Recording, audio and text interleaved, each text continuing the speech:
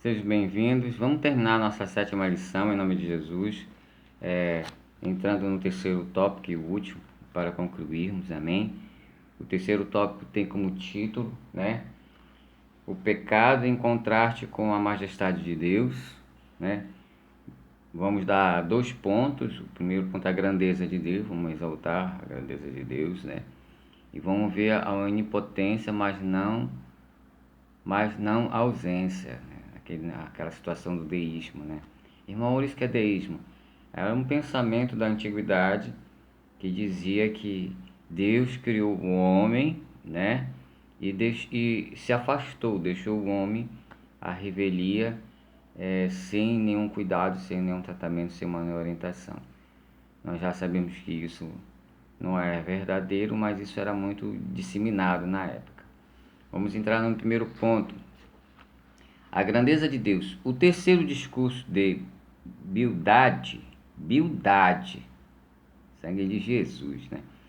É feito para exaltar Deus e rebaixar Jó. Ele usa Deus para ofender Jó. Rebaixar é ofender. Jó 25, de 1 a 6, está na leitura bíblica. Tá? Jó 25, de 1 a 6 é a leitura bíblica.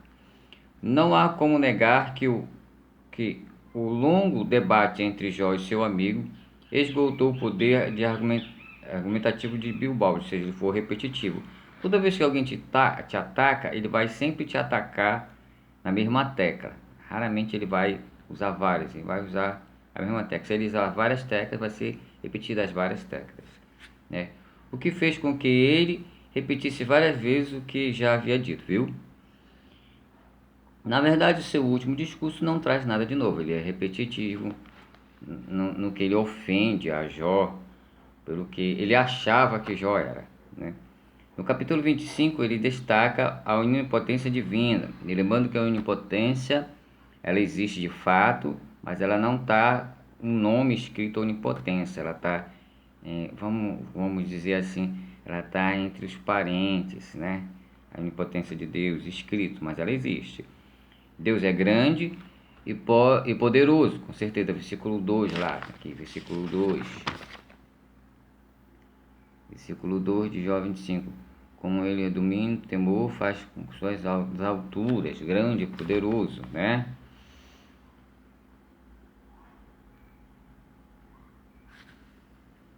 Por isso, nada de errado quanto a Bíblia defender a majestade do Altíssimo. Até aí, ele está certo, né, em defender a grandiosidade de Deus. Mas até Deus ser grandioso, ele se fez homem, ele se deixou a sua glória e se fez homem e se humilhou para nos salvar. Esse é o amor de tal maneira do Senhor lá em João 3,16, né? Por isso nada de errado de defender a majestade do Altíssimo. Até aí não tem nada errado. Vamos continuar. Todavia, como alguns autores destacam, Bildade acaba por criar um abismo que não existe entre a criatura e o Criador, aí que é o deísmo, né? Deus está tão alto, uma só morada celestial, que não pode atender às necessidades do homem. Não é assim que funciona, mas ele estava colocando esse abismo aí, né? O Deus defendido por ele não é relevante à Bíblia, ou seja, Deus, eles ouvem as reclamações de todos e ele atende aqueles que são obedientes a ele. Então, os desobedientes, ele até quer atender, mas o pecado afasta essas pessoas de Deus. Mas estão na presença do Espírito do Senhor e esses são atendidos de uma maneira específica por Deus, então por nós, né? O Criador defendido por ele não é revelado na Bíblia. As ideias de Bildade se antecipam aquela defendida no milênio, depois pelo deísmo, no final do século XVIII. Naquela época, até o século XVIII. Mas até isso, tem gente que pensa assim até hoje. Não, eu vou fazer tudo o que tem que fazer aqui, porque não existe Deus, né? Então, a vida é aqui, acabou a vida aqui, não tem mais nada. Aí que se engana, né? Segundo os deístas, Deus criou o mundo, mas ausentou-se dele. É assim? Eu não sei como alguém criou um pensamento desse, que durou por milênios e ainda afeta muita gente nesse presente século. É impressionante como as pessoas estão sem o alicerce da palavra de Deus. Mas cabe a nós, conhecedores da palavra de Deus, que são regidos pelo Espírito Santo, mudar esse aspecto, porque até hoje existe muito deísta no nosso meio e fora do nosso meio. Por isso que nós temos que estar alicerçados na palavra de Deus para provar. Não precisava nem provar, ó, de onde é que vem o oxigênio, de onde é que o planeta se sustenta no espaço vazio, né? Como é que tu funciona num corpo tão frágil e ao mesmo tempo tão fantástico? A natureza em si já destaca Deus, e o cara ainda diz que Deus se afastou. Só Jesus na causa, né? Segundo ponto, onipotência, mas não ausente. Ele é onipotente, é poderoso, mas não é ausente. Jó respondeu a Bilbade com ironia, como ajudaste aquele que não tinha força e sustentaste o braço que não tinha vigor. Jó 26:2. Jó 26:2. Como é o que está ali, é o que que eu li aqui, é que está na Bíblia. Aqui Jó não questiona a onipotência divina, ele conhecia, mas a aplicação de Bildade faz desse conceito. É aquilo que eu digo. Bildade pegou o conceito bíblico, não o dogma, e transformou isso numa interpretação própria. Nós não podemos pegar a Bíblia e nos apropriar dela pelo nosso próprio interesse, querendo acusar alguém ou querendo adquirir coisas que não nos pertencem. A palavra de Deus volta a bater, ela é relevante ao Espírito Santo, é Ele que dá a revelação. Nós temos que parar, né? Isso serve tanto para mim, que é professor, como os que prego, como os que dirigem, como os que são pastores, de não pegar a Bíblia e transformar ela no legalismo. Os fariseus e saduceus do primeiro século cometeram esse erro. Em nome de Jesus, não vamos cometer esse erro. A palavra de Deus tem que ser entendida pelo Espírito dele, não pelo nosso entendimento meramente humano, pelo nosso próprio interesse. Temos que parar com isso, né? Em nome de Jesus. O conceito de Deus grandioso, que é soberano em suas ações, não deveria vir acompanhado também do conceito de um ser compassivo e amoroso. Deus não deve ser visto apenas como a sua força, mas sobretudo por seu amor. Está aí a relevância desse entendimento bíblico. Deus, ele é a justiça, Deus é poderoso, mas antes de tudo ele é misericordioso e ele é amor. Ele é amor. Deus é amor.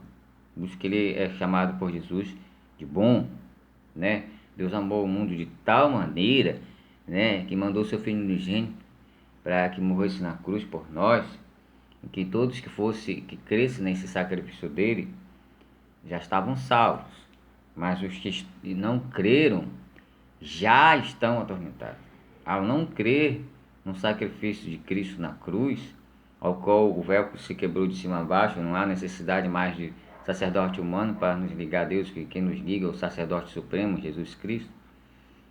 Ele que nos liga. Então, se você não crê nesse sacrifício, nesse rei que julga as nações e que faz a ponte entre nós e Deus, então você já está atormentado. Não vai ser atormentado, já está.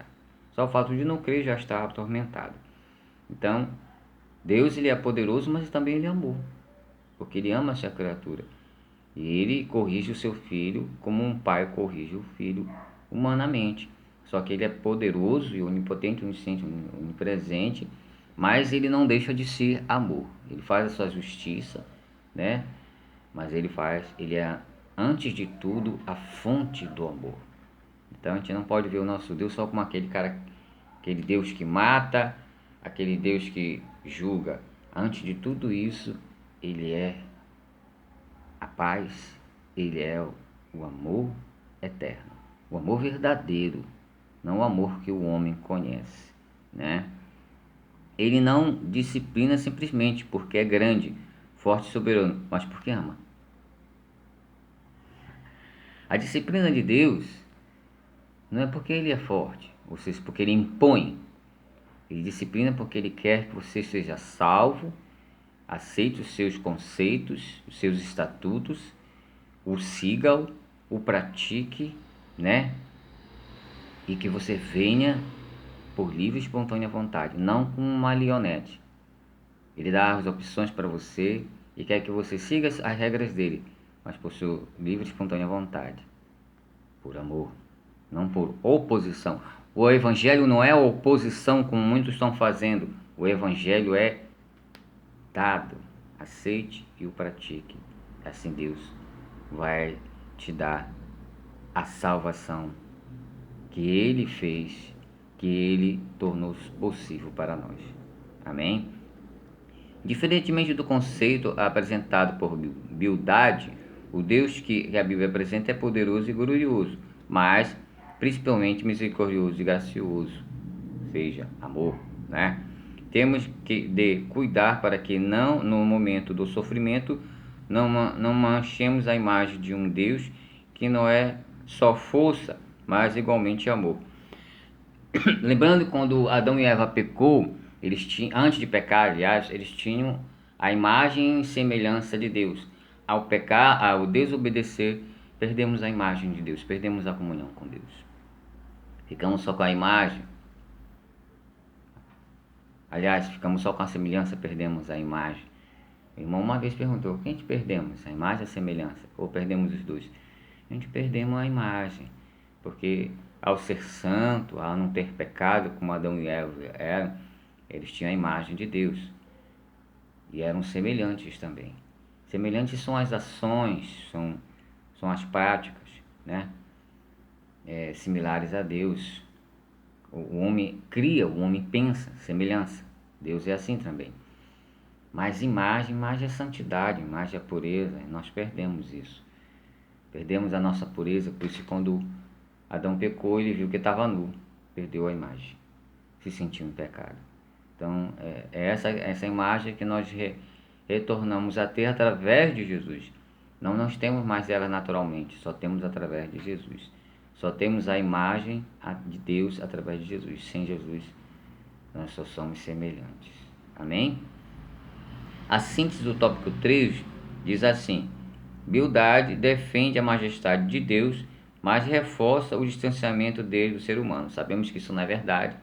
Deus fez a sua criação desde o início, lá com Adão e Eva, e nunca se ausentou. Ele pode ter ficado em silêncio, mas ele sempre procurou os seus justos e sempre apresentou o caminho verdadeiro para eles. Por mais que esses caminhos fossem de pedra e de espinho, mas levavam para a sua presença. E é isso que a gente tem que ver, escolher e entender, que Deus nos escolhe, mas quem traça o caminho é Ele. Cabe a nós segui-lo e obedecê-lo para que um dia possamos ver face a face, tal qual como Ele é. Conclusão: nesta lição vimos que o debate entre Bildade e Jó assume alguns contornos teológicos muito relevantes, né, que são descritos e afetados até hoje, né? Bildade faz 3 discursos teológicos, em cada um deles impõe destaque à sua presença. Ele não crê na inocência de Jó, infelizmente. Mas quem somos nós para julgar? É por isso que eu digo. Por isso, atribui o seu sofrimento à existência do pecado, que não era verdade, né? Assim, ele orienta Jó a viver segundo os ditames da tradição. Não concordo com isso, não. Devemos viver conforme a palavra de Deus, os conceitos, os estatutos de Deus. Como consequência, o empurra para um moralismo de natureza apenas religiosa. Muito cuidado com os dogmas da religião. Religião não salva. Quem salva é Jesus Cristo, a palavra, a Bíblia, os livros, né? Por último, quando quer exaltar a grandeza de Deus, a qualquer custo acaba por criar um abismo intransponível entre o Criador e a criatura. Sabemos que esse abismo não existe mais. Talvez naquela época ele pensava assim porque Jesus não tinha visto, mas Jesus já veio e ele nos religou. Aliás, a religião é isso, religar a Deus. Esse é o trabalho dela, não de acusar as pessoas. A igreja, como eu disse na lição passada, é o hospital das pessoas em pecados e nós somos os doutores. Então cabe mais cuidar das feridas espirituais das pessoas, não julgá-las e atribuir a dogmas humanos feitos por nós erros e os acertos. Quem faz isso é Jesus, quem faz isso é o Espírito Santo de Deus e é a palavra que nos lava e nos salva pelo sangue de Jesus Cristo. Amém? Então essa foi a nossa lição. Já entraremos na oitava lição, que tem como título: A teologia de Zofar, o justo, não passa por tribulação. Todos passam por tribulação, principalmente o justo, que quanto mais nos chegamos a Deus, mais o inimigo nos ataca. Amém? Eu agradeço as visualizações, eu agradeço. Se inscreva no canal, não se esqueça de inscrever no canal, além de visualizar, e passe para seus amigos, né? Essas aulas que não são notórias, são práticas. A ouvi-las, pratiques, confirme na Bíblia, seja como um crente de Bereia, assim como eu sou. O que falam lá, confirma aqui na palavra de Deus. E assim vamos divulgando o Evangelho do Senhor, não por imposição, não por força, mas sim pelo amor de Jesus Cristo que há em nós. Eu agradeço em nome de Jesus. Amém.